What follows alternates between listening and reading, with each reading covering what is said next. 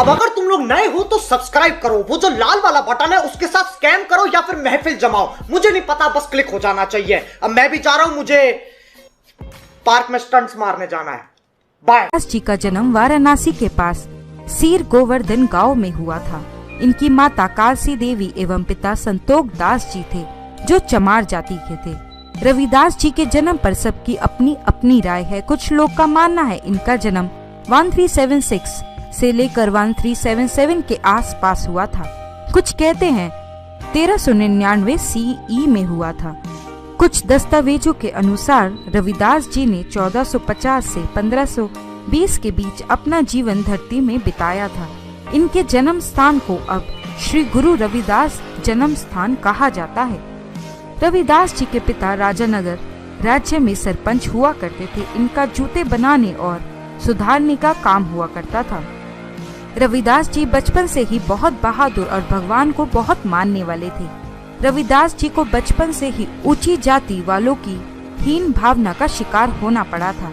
वे लोग हमेशा इस बालक के मन में उसके नीच जाति होने की बात डालते रहते थे। रविदास जी ने समाज को बदलने के लिए अपनी कलम का सहारा लिया। वे अपनी रचनाओं के द्वारा जीवन के बारे में लोगों को समझाते, लोगों को शिक्षा देते कि इंसान को बिना किसी मतभेद के अपने पड़ोसी से अपने समान प्रेम करना चाहिए। रविदास जी की शिक्षा। बचपन में रविदास जी अपने गुरु पंडित शारदानंद की पाठशाला में शिक्षा लेने जाया करते थे। कुछ समय बाद ऊंची जाति वालों ने उनका पाठशाला में आना बंद करवा दिया था। पंडित शारदानंद जी ने रविदास जी की प्रतिभा को जान लिया था। वे समाज की ऊंच नीच बातों को नहीं मानते थे।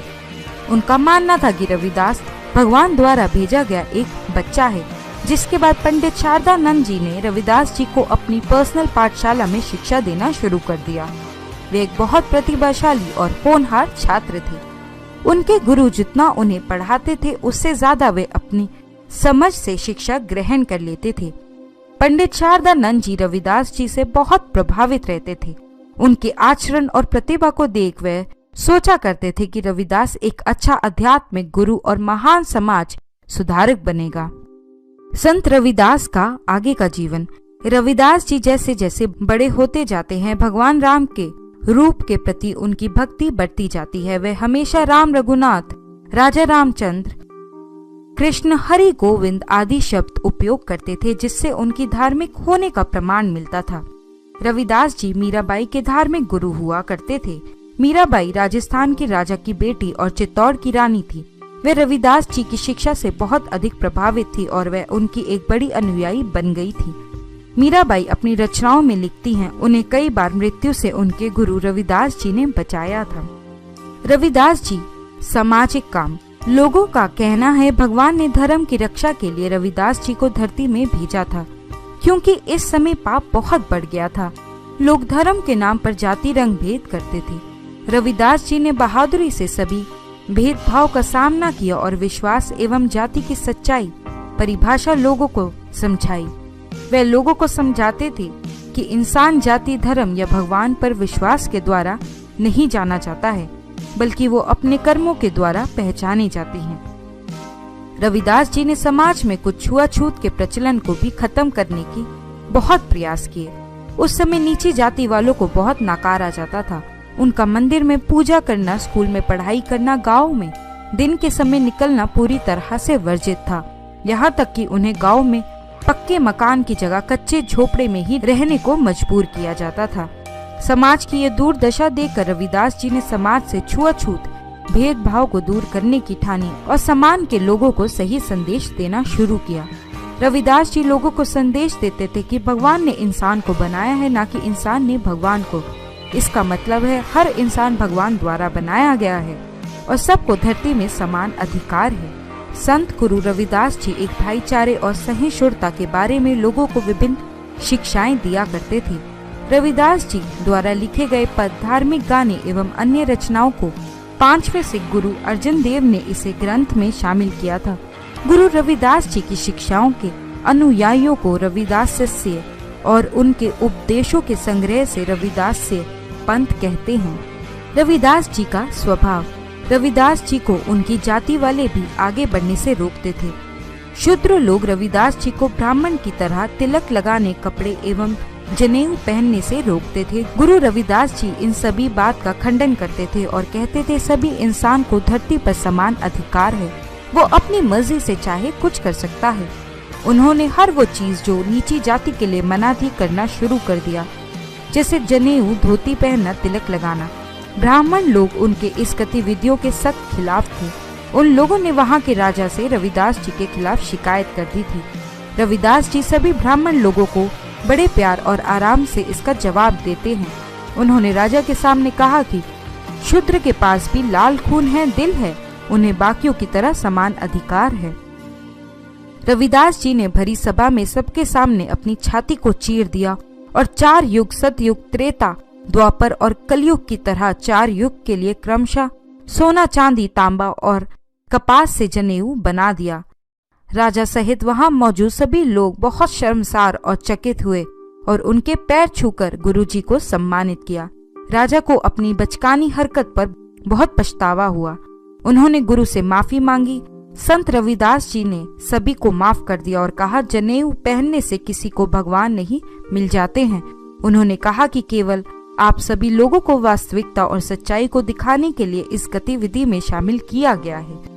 उन्होंने जनेऊ उतार कर राजा को दे दिया और इसके बाद उन्होंने कभी भी जनेऊ पहनना न तिलक लगाया। रविदास जी की पिता की मृत्यु। रविदास जी की पिता की मौत के बाद उन्होंने अपने पड़ोसियों से मदद मांगी ताकि वह गंगा के तट पर अपने पिता का अंतिम संस्कार कर सके।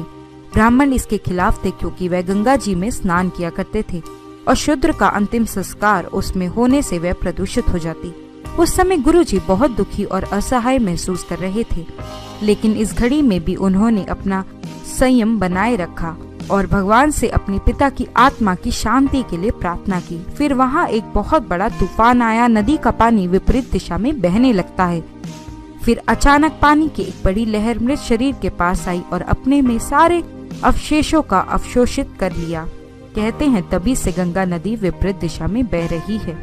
भारत के इतिहास के अनुसार बाबर मुगल साम्राज्य का पहला शासक था जिन्होंने 1526 से पानीपत की लड़ाई जीतकर दिल्ली पर कब्जा कर लिया था। बाबर गुरु रविदास जी के आध्यात्मिक शक्तियों के बारे में बहुत अच्छे से जानते थे।